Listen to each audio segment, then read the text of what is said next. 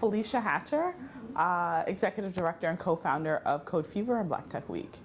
Yeah, so we started Code Fever, which is a nonprofit here, really based on two philosophies. Like one, ridding our communities of innovation deserts, and then two, increasing the way the Black community is valued and also adds value to the innovation economy. And so we started Code Fever over 3 years ago here in Miami to really address those two needs. So we saw the startup ecosystem starting to sprout up, some coding programs, but a real push around making Miami well positioned within the innovation economy. And unfortunately, the African American community and the Caribbean community weren't included in any of that conversation, nor were they included in the activity, so they weren't benefiting from any of the resources. And so my husband and I, Derek Pearson, we started Code Fever as a way to address that, to be able to provide that training and those resources so that we can make sure that the innovation economy that we're building is a full representation of everyone that actually exists here, and that everyone can see themselves playing a major role and financially being able to benefit from it. Most people are familiar with food deserts, right? And so people having to travel miles sometimes in order to get fresh food. So the same thing is happening from an innovation standpoint in our communities here in Miami, especially some of our, our low income, low opportunity areas, where if you're talking about technology or creativity or innovation, or the way the culture fits into that, that's usually not a conversation that takes place on your block or in your neighborhood, right? There aren't co-working spaces and innovation hubs. There's a lack of the training that you need in order to have the skills to be competitive moving forward. And those are essentially innovation deserts. So you have to leave where you live and sometimes travel miles in order to participate in any of that. So that causes a huge disconnect for the people that are ingrained in that and have those resources within hand's reach, and the people that have to travel miles in order to make that happen. And so if we're talking about creating communities and smart cities, well, that activity has to take place within arm's reach if you want to be competitive here in Miami and essentially competitive across the globe. Black Tech Week is an initiative of our nonprofit Code Fever. And so we're going into our third year. It's a big national conference that happens to take place here in Miami. And we started that because Code Fever originally started off as training, computer programming training for young people and their parents. And you quickly realize that training is not enough, right? So if you want to pursue a career in STEM, if you want to launch a startup, then you need more than just the training. You need access to mentorship, you need access to resources. Ultimately, we have to increase the deal flow and the resource magnetism within the Black community, and that's where a national convening comes into play. So we bring in venture capitalists, we bring in angel investors, we bring in people that have just succeeded in some of the coolest ways that you can possibly think of within the technology and entrepreneurship space. We bring in startup founders that are either raising money, or they've raised money, or they've exited their company with millions upon millions of dollars, because it's also a celebration of innovators of color.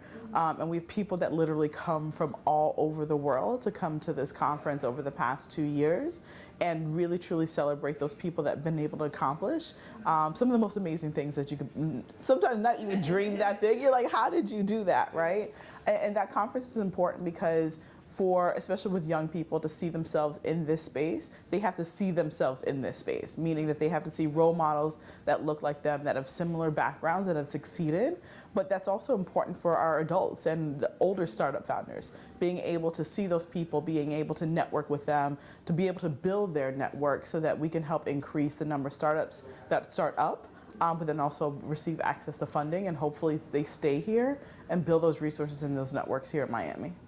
Yeah, so the conference this year is October 2nd through the 7th.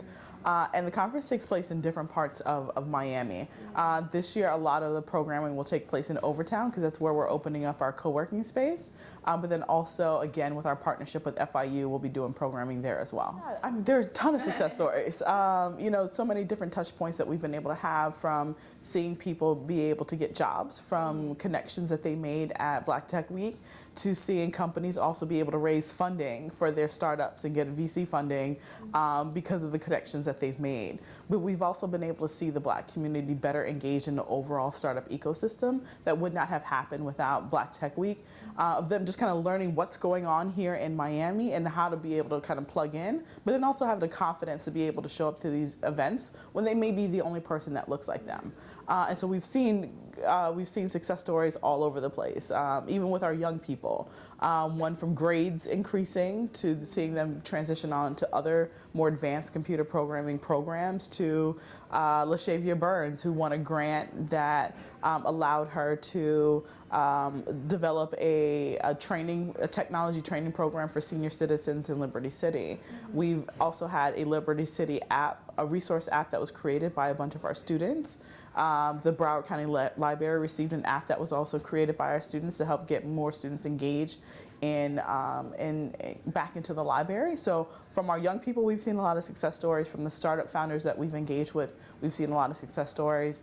We launched a VC in residence program this year that connected minority startup founders to a VC that we brought in from Silicon Valley to have a 1-month residency here. So we had about 30 entrepreneurs that were either had never met with a venture capitalist or had a lot of trouble connecting with them here in South Florida, get unprecedented access to them. Marlon Nichols essentially opened up his Rolodex, and we brought in a ton of people in to be able to provide those connection points to startup founders that are looking to grow and scale their companies. So I ran Feverish Pops here in South Florida, mostly in Miami for 7 years. It was an idea I came up with after falling down chasing after an ice cream truck in heels. Like, who does that but me? And that was my Oprah aha moment. And one, I love desserts. I love desserts. I love desserts so much I got married at a donut shop. Wow. Yeah, in Portland, Oregon, almost like, 9 years ago. So I should know the actual year, right? Yeah.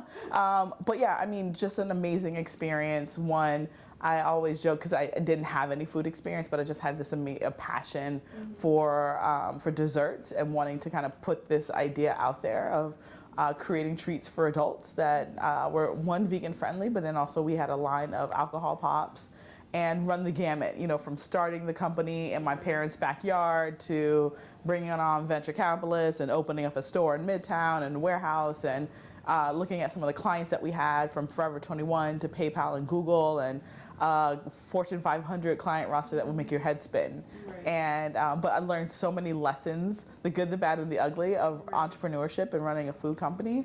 But such a blessing here to be able to hire as many people we were able to hire and be able to grow the company as much as we did before we sold it 2 years ago.